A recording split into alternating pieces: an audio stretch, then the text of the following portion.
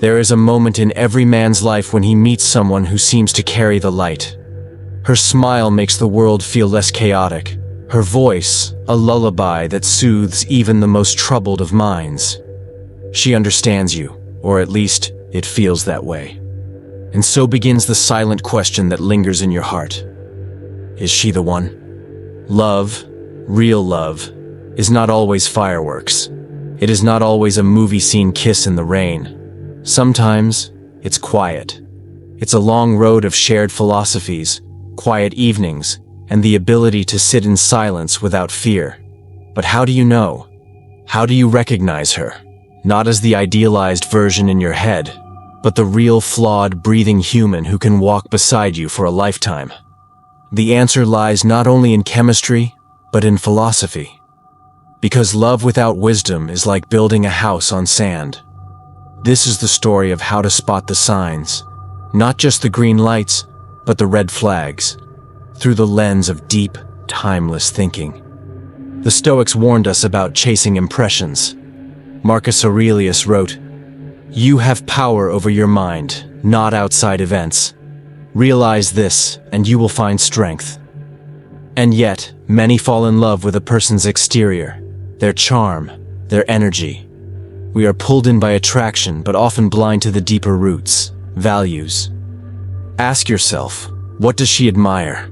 What does she chase? Does she praise those who live for status, or those who live by principle? Does she keep promises when they no longer serve her? The answers to these questions will outlive her beauty, her fashion sense, her allure. Two people with misaligned values can share moments, but never build a meaningful future. If she dismisses your principles or laughs at your integrity, she's not opposing you. She's opposing the very system that holds your life together. A beautiful house with a cracked foundation will eventually crumble.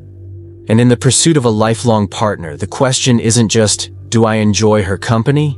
But, can I respect her when everything else fades?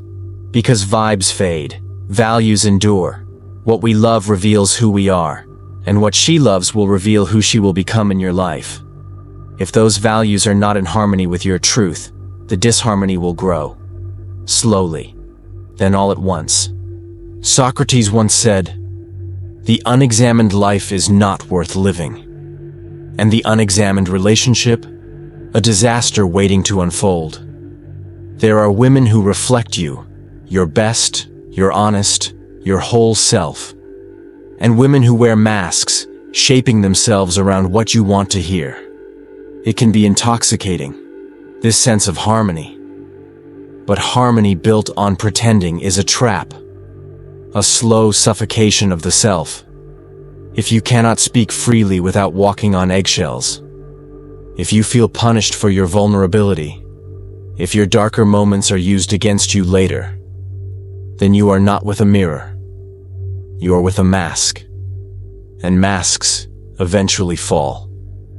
The mask wearer may say all the right things. She may mirror your goals, your habits, even your sense of humor. But time reveals patterns. Pay attention. When conflict arises, does the mask drop? Is she still able to see you when she's in pain? Or do you become the enemy? Philosophical partnerships invite discomfort. Not cruelty, not chaos, but challenge.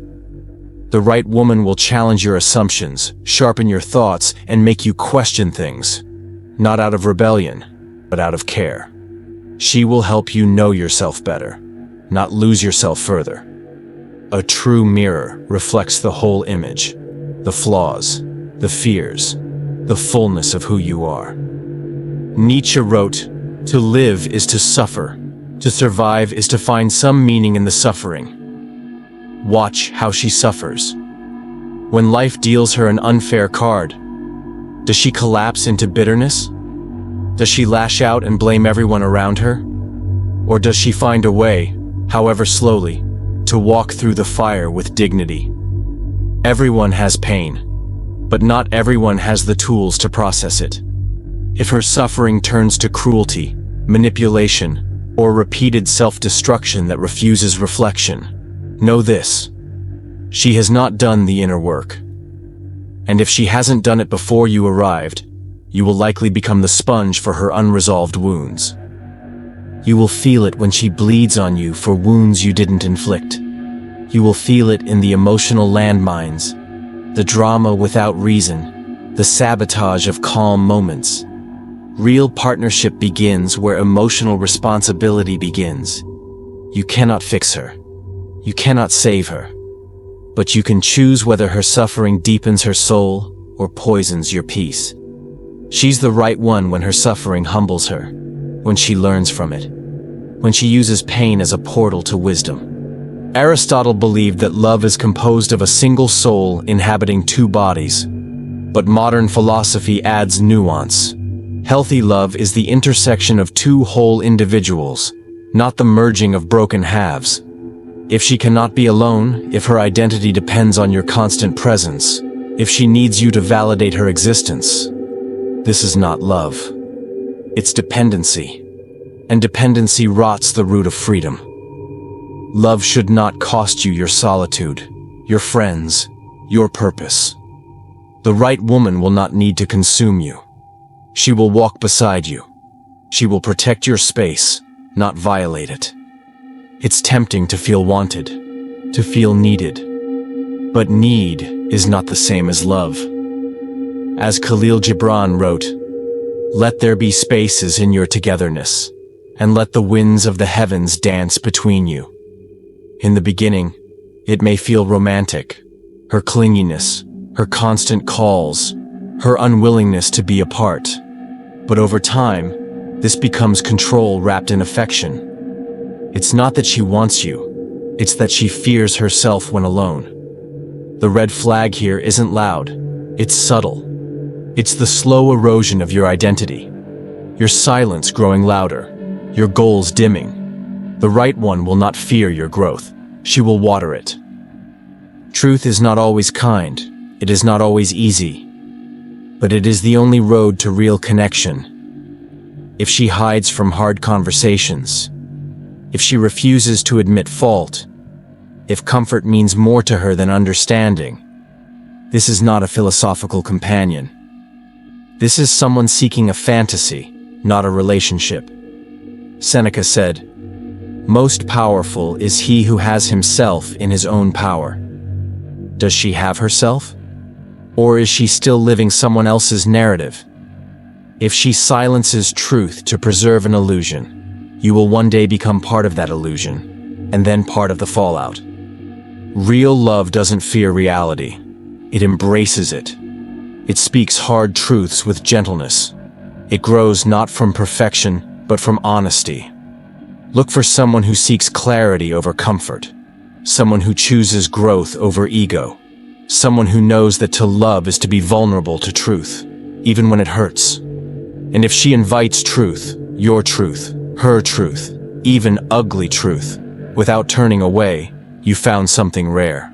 She's the right one when you don't feel smaller in her presence, when you don't have to hide your fears or fake your confidence. She's the right one when your philosophies, not your hobbies, not your playlists, not your aesthetics, but your philosophies align. She's the right one when conflict becomes a bridge, not a battlefield. She's the right one when love feels like a shared journey of becoming. When her presence brings peace, not just passion. When your silence together feels like music. There are no perfect people, no flawless companions. But there are people who are willing to look within, to take responsibility, to grow in truth.